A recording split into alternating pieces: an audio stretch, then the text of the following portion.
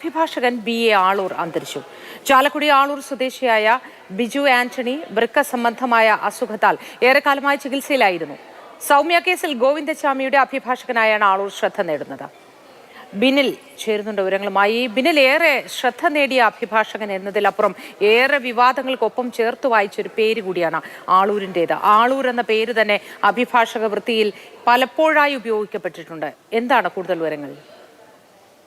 മോത്തി പറഞ്ഞതുപോലെ തന്നെ അഭിഭാഷക വൃത്തിക്കൊപ്പം തന്നെ പല ക്രിമിനൽ കേസുകളിലെയും പ്രതിഭാഗത്തിന് വേണ്ടി ഹാജരായി പ്രതിഭാഗങ്ങൾക്ക് വേണ്ടി മാധ്യമങ്ങൾക്ക് മുന്നിൽ വന്ന് സംസാരിച്ച വിവാദങ്ങളിൽ ഭാഗമായിട്ടുള്ള വ്യക്തിയാണ് ബിജു ആന്റണി ആളൂർ. ചാലക്കുടി ആളൂർ സ്വദേശിയാണ്. ബിജുവിന്റെ മരണം അല്പം മുമ്പാണ് ആശുപത്രി അധികൃതർ സ്ഥിരീകരിച്ചത്. ഏറെക്കാലമായി വൃക്ക സംബന്ധമായ അസുഖത്തിന് ബിജു ആന്റണി ആളൂർ ചികിത്സ തേടിയിരുന്നു. ഇന്ന് രാവിലെയാണ് ലിസി ആശുപത്രിയിലേക്ക് എത്തിച്ചത്. അല്പം മുമ്പാണ് മരണം ഔദ്യോഗികമായി ആശുപത്രി അധികൃതർ സ്ഥിരീകരിച്ചത്. 56 വയസ്സായിരുന്നു.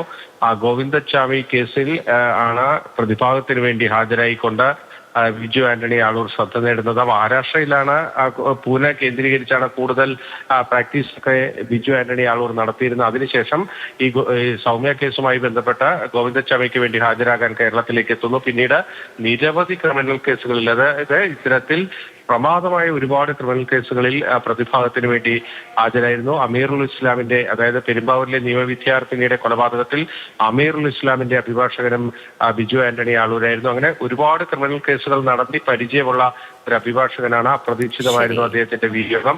ഈ ക്രിമിനൽ കേസുകളൊക്കെ കുറിച്ച് പറയുമ്പോൾ അദ്ദേഹം വ്യത്യസ്തമായ മറ്റു പല കേസുകളും നടത്തിയിട്ടുണ്ട്. സമീപകാലത്ത് അദ്ദേഹം ഒരു സ്വാതന്ത്ര്യ സമര സേനാനിക്ക് സ്വാതന്ത്ര്യ സമര പെൻഷൻ നിഷേധിച്ചതിനെതിരെ ഹൈക്കോടതിയിൽ നിയമപോരാട്ടം അങ്ങനെ പല കേസുകളിലും ശ്രദ്ധേയമായ നീക്കത്തോടെ പേര് പിടിച്ചുപറ്റിയ ഒരു അഭിഭാഷകൻ കൂടിയായിരുന്നു